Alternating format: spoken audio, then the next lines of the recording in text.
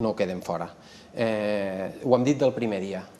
Tots els trens, totes les vies, tots els recursos. I això és el que hem negociat i això és el que tindrem.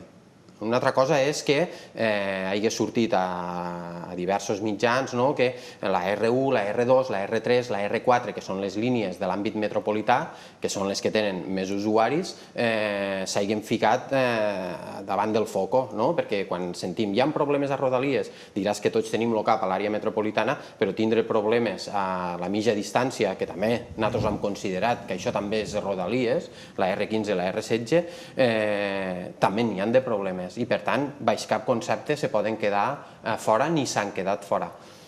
Nosaltres el que tenim previst és estudiar-ho tot de conjunt. Això és una cosa molt complexa. Baix cap concepte, ni la R15 ni la R16 es queden fora d'aquest traspàs de Rodalies ni de les intervencions que puguen hi haure. Això vagi per davant.